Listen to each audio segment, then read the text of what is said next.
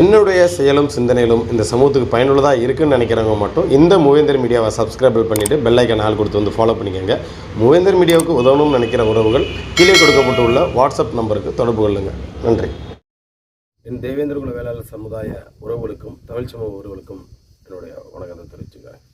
இந்த காணொலி எதற்காண்டி அப்படின்னா, தென்காசி அருகே இருக்கக்கூடிய திருநெல்வேலிக்கும் இடைப்பட்ட இருக்கக்கூடிய இந்த வடக்கன் குளத்தில் ஒரு கிறிஸ்துவ ஹாஸ்டலில் 7ஆம் வகுப்பு படிக்கக்கூடிய மாணவன் கிணத்துல தவறி விழுந்ததாக சொல்லி ஒரு பிரச்சனை போச்சு. ஆனால் அது திட்டமிட்ட படுகொலை. அதாவது யாரோ ஒருத்தர் என்ன பிரச்சனையே தெரியல, அந்த பையனை கொன்று கிணத்துல தடுமாறி விழுந்துடுற மாதிரி சொன்னாங்க அப்படின்னு இத்தனை நாளாக போராட்டங்கள் நடந்துகிட்டு இருந்தது. இதை பல்வேறு இயக்கங்கள் அதுக்கு குரல் கொடுத்தாங்க. இதில் ஒரு அரசியல் கட்சியோடைய பொறுப்பாளர் அந்த விஷயத்தை முன்னெடுத்தார். அது யார் என்னன்றதை நான் அடுத்த காலையில் தேவைப்பட்ட நம்ம சொல்லுவோம். இப்போ பார்த்தீங்கன்னா, அந்த பையனை பெத்தவங்களுடைய சம்மதம் இல்லாமலே காவல்துறையே பார்த்தீங்கன்னா அந்த பையனோட உடலை வாங்கி இயக்கம் பண்ணுறத விட எரிச்சிட்டாங்களாம். அதாவது இவங்க பண்ண தவறு, அதாவது அந்த கொலை குற்றவாளியை தப்ப வைக்கிறதுக்கு இந்த காவல்துறை இந்த அளவுக்கு கீழ்த்தரமான வேலையை செஞ்சுருக்காங்க அப்படின்றத நான் சொல்கிறத விட அந்த பாதிக்கப்பட்ட குடும்பத்தார் சொல்லக்கூடிய காணொலியை பதிவு செய்கிறேன், பாருங்கள். எனக்கு ஊர் மாறாங்க, தென்காசி மாவட்டம் மாறாங்க. என் பேர் ராமேஸ்வரி, பேர் மாரியப்பன். என் பையன் பேர் சேர்மத்தில் 7ஆம் கிளாஸ் வடக்கன் குளத்தில் சிஎம்எஸ்க்குள்ளே சேர்த்துருந்தேன். 7ஆம் கிளாஸ் படிச்சிருந்தேன், 6ஆம் கிளாஸ் சேர்த்தேன். இப்போ 7ஆம் கிளாஸ் படிச்சுட்டு இருக்கான். படிச்சிருக்கும்போது 8ஆம் தேதி 7ஆவது மாதம் என்ன சொல்லிட்டாங்க, உங்கள் பிள்ளை கிணத்துல விழுந்துட்டுமா, நீங்கள் வாங்கன்னு சொன்னாங்க. நான் என் பிள்ளை எப்படி கிணறு துணியில் காயவிடும்போது கிணறுன்னு சொல்லிட்டாங்க. அங்கே போய் பார்க்கும்போது பிள்ளைய கிணத்துல விழுந்துட்டு நீங்கள் பயப்படாங்க தூக்கிட்டேன்னு சொல்லிட்டாங்க. நாங்கள் இப்போ பிள்ளை செத்துன்னு சொல்லிட்டாங்க. வெளியே தூக்கி போட்டிருந்தாங்க 6 சாயந்தரம் போல். உங்கள் பிள்ளை இறந்துன்னு சொல்லிட்டாங்க. இறந்துன்னு சொன்னோன்னா நான் கிணத்து தான் போய் பார்த்துட்டு இருந்தேன். பிள்ளையை பார்த்து நீங்கள் கொலை தான் பண்ணிட்டேன். என் பிள்ளைக்கு எந்த காயம் எந்த ரத்தம் எதுவுமே கிடையாது. என் பிள்ளை நீங்கள் கொலை தான் பண்ணிட்டேன், வாடை தான் கொலை பண்ணிட்டான் அப்படின்னு சொல்லியிருந்தேன். சொல்லிட்டு கீழே அந்த கிணத்துல பார்க்கும்போது அதுக்கு பிள்ளை தூக்கிட்டு ஓடி தண்ணுவான். பிள்ளை தூக்கிட்டு ஆம்புலன்ஸ் தூக்கிட்டு போய் ஏமா உங்கள் பிள்ளை சிகிச்சை வச்சு நீங்கள் போங்கன்னு சொல்லிட்டாங்க. நாங்கள் என் பிள்ளைக்கு கொலை சொல்லி நான் வாக்குமூலம் கொடுத்தேன். அவங்க எழுதும்போது வேறு மாதிரி எழுதிட்டாங்க. நான் சொன்ன மாதிரி எழுதுகிறேன். கடைசி என்னாச்சு, நாங்கள் மறுநாத்து நாங்கள் பணத்தில் போய் இந்த ஸ்டேஷனில் போய் இந்த ஃபார்ம் வாங்க போனோம்.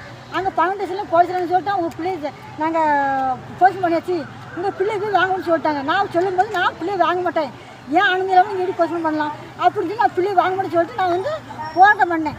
போராட்டம் பண்ணலாம் பேப்பரில் நியூஸில் எதுனா போட்டுடலாம். சிஎம்எஸ் ஸ்கூலும் இந்த படகுடி ஸ்டேஷன்காரனும் அனுப்பிச்சிட்டாங்க, வெளியே போடாமல் ஆக்கிட்டானுவா. கடைசியில் இப்போ இன்றைக்கி நாங்கள் கோர்ட்டில் படுக்கும்போது இன்றைக்கி என் பிள்ளைய கோர்ட்டில் நேற்று தாள் விட்டுட்டு போனாங்க. அப்புறம் இன்றைக்கி பிள்ளைய நான் வாங்க வரேன்னு சொல்லியிருந்தேன். இன்றைக்கி வாங்க வரேன்னு சொல்லும்போது அங்கேயும் சொல்லிட்டோம், போலீஸ்காரங்க சொல்லிட்டேன். பணப்படி பேசுனாலும் இப்போ உள்ளேருந்து ஜிஎஸ் நின்னாங்க. நாங்களும் போய் எங்கள் பிள்ளைய இப்போ நான் வாங்க தான் சொல்லிட்டு நாங்கள் சொல்லி மீறியும் எங்கள் பிள்ளைய தெரியாமல் தூக்கிட்டு சின்னத்தர ஊரில் எரிச்சிட்டாங்க. அப்போ அவங்க கொலை நடந்ததாக மறைக்கிறதுக்கு என் பிள்ளைய எரிச்சிட்டாங்க. நாங்கள் கஷ்டப்பட்ட மக்கள், தாழ்த்தப்பட்ட மக்கள்னால எங்கள்கிட்ட இவங்களெல்லாம் ஒன்றும் செய்ய முடியாதுன்னு சொல்லி நான் எரிச்சிட்டாங்க. டாக்டர் கிருஷ்ணாமிட்டு தான் நாங்கள் கோர்ட்டில் போட்டிருந்தோம், மனு தாக்கல் பண்ணியிருந்தோம். இப்போ அவங்களையும் மீறி பண்ணிட்டாங்க. இப்போ நாங்கள் வேறு கட்சி மூலியம் போகாமல் நாங்கள் எங்கள் கண்ணமான பேச்சையும் கேட்காம அவங்க சொன்னாங்க, நான் வாங்கிட்டேன்னு சொன்னாங்க, அதை பேச்சையும் கேட்காம நான் அவர் பேச்சை கேட்டு நான் போயிட்டு கடைசி என் பிள்ளை சாப்பிட தான் பார்த்துருக்கேன். 1 மாதம் ஆச்சு. நான் ஒரு நீதி இருந்தாலும் நீதி வாங்கி தரல. என்கிட்ட கேட்காம மாதிரியுமே பிள்ளையை எரிச்சிட்டாங்க. சின்ன பணம் பேசணும் எரிச்சிட்டு நாங்கள் வாரம் காட்டிலும் நாங்கள் ஜிஎஸ்பி கேட்டோம். பிள்ளை எங்கே இப்போ தான் 10 நிமிஷம் சொன்னாங்க. 10 நிமிஷத்துக்கு சின்ன அதுக்கெலாம் ஏறிச்சிட்டு ஓடிட்டணுவான், கார் ஏற்றி ஓட்டணுவான். பிள்ளையை நாங்கள் மூஞ்சிலே பார்க்கல. இப்போ இது நாங்கள் எங்கள் பிள்ளைய கொலை பண்ணியிருக்காங்க. தற்கொலையாக இதுமே நாங்கள் மரண கொலை நடந்துச்சுன்னா நாங்கள் கம்ப்ளைண்ட் கொடுத்துருந்தோம். அவனை கொண்டு போட்டுருந்தோம். இப்போ அவன் தண்ணியில் இப்போ அவனை எரிச்சிட்டு ஓட்டணுவா. எங்களுக்கு நீதி கிடைக்கணும்.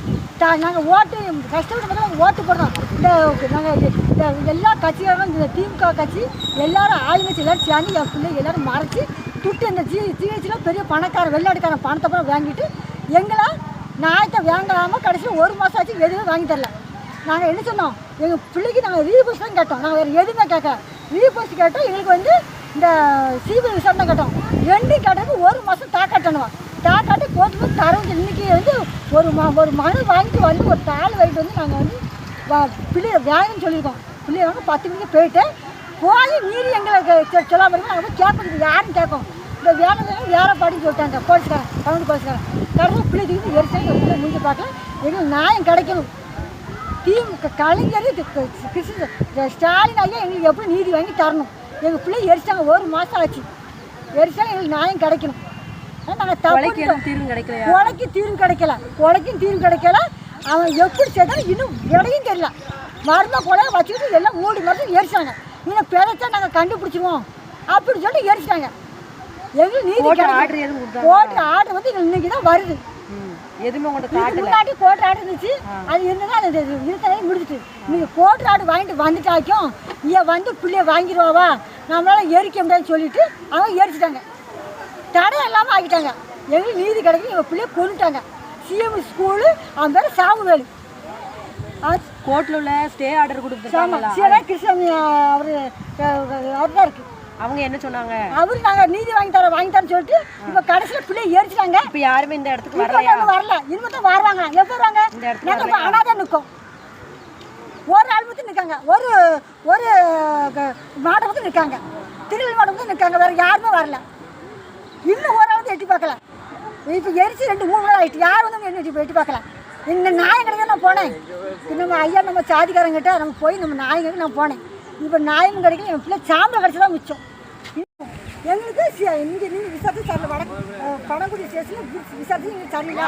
எல்லோரும் நீங்கள் ஒத்து நீங்கள் எல்லாம் நாங்கள் பணத்தை வாங்கி நீங்கள் ஒத்து இருக்கேன்னு சொல்லிட்டு நாங்கள் வந்து சிபி விசாரணை காட்டுறோம். அதான் மனு போடும்போது அவங்க ஒன்றும் தரல.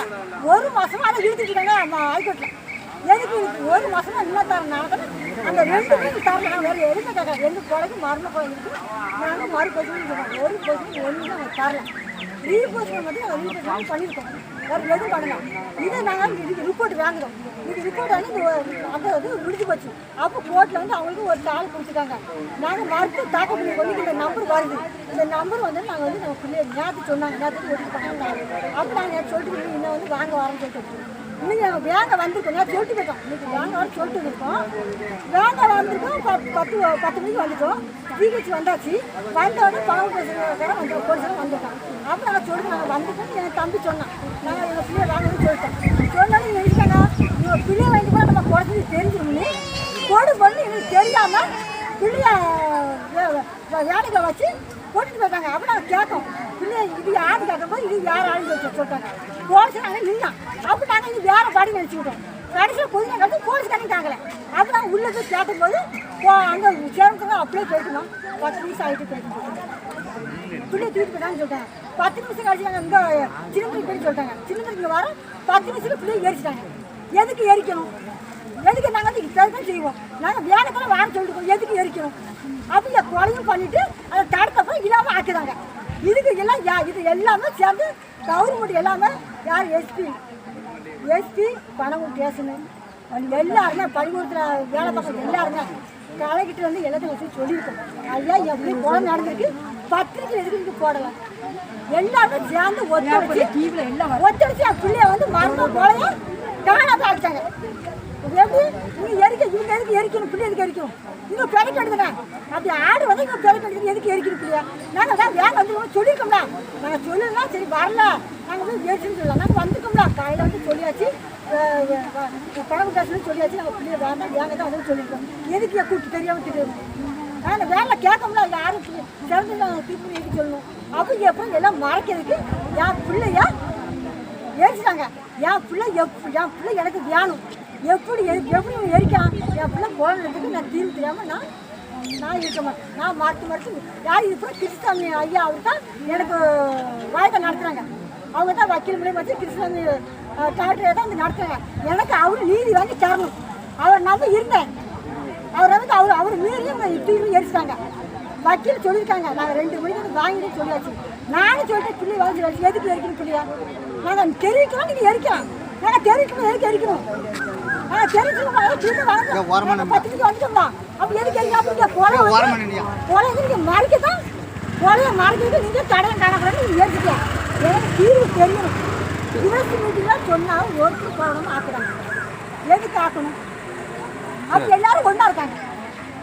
அப்போ கவர்மெண்ட்டு எல்லாருமே ஒன்றா சேர்ந்து எஸ்பி வந்து எல்லாருமே ஒன்றா சேர்ந்து இருக்காங்க. ஒன்று நான் கிணத்துல ஒரு கேமரா இருக்காங்க. கேமரா இருக்குன்னு எஸ்பி சொல்கிறாங்க. கேமரா இல்லைன்னாங்க. அதுக்கு தான் செல்லில் காமிச்சது ஆமாம் இருக்குங்க. அது என்ன காரணம்? எஸ்பி இல்லைங்க கேமரா எந்த கேமரா இல்லைமா அவங்க பார்த்தோம்னாங்க. ரெண்டாவது நான் செல்லு டிக்கெட் காமிக்க என்ன இருக்க போகிறது சாருங்க. ஆமாம் அது கொடுத்தாங்க. அப்போ எஸ்பி உள்ள தானே இருக்காங்க. அப்போ எஸ்பி இந்த சிஎம்எஸ் ஸ்கூலுக்கு வடக்குக்குள்ள ஸ்கூலுக்கு ஒத்துழைப்பு கொடுத்தாங்க. உண்மை தெரியணும். ஆமாம் எனக்கு உண்மை தெரியும். எப்படி இருந்தாலும் எனக்கு உண்மை தெரியும். எதுக்கு அவனை வந்து பிள்ளைய வந்து எரிக்கணும்? என்ன காரணம் எரிக்கணும்? இவங்க கரெக்டாக எதுக்கு எரிக்கணும்? நான் தான் இருக்கோம்ல, நான் தான் வந்து நிற்கும்ல, ஜிஎஸ்எம் நிற்கும்ல. எதுக்கு வந்து எங்கள் அக்கா என் தம்பி நிற்காமல நான் இப்படி தான் வரணும்னு சொல்லுவோம். எதுக்கு எங்களுக்கு வரணும் பிள்ளையா? காரணம் எனக்கு வேணும். 3 மணிக்கு வாரம்னா நாங்கள் வந்து நாங்கள் 9-10 மணிக்கு வந்திருக்கோம், வந்து கேட்போம். எங்கள் வக்கீல் 2 மணிக்கு வாரன்னு இருக்காங்க. அதுக்குள்ள எதுக்கு எரிக்கணும்? காரணம் தெரியணும். எல்லாம் போல நடந்திருக்கு. எங்களுக்கு எப்படி நடந்து தெரியும். நாங்கள் அதே வரையும் போராட்டம் பண்ணுவோம். சரி.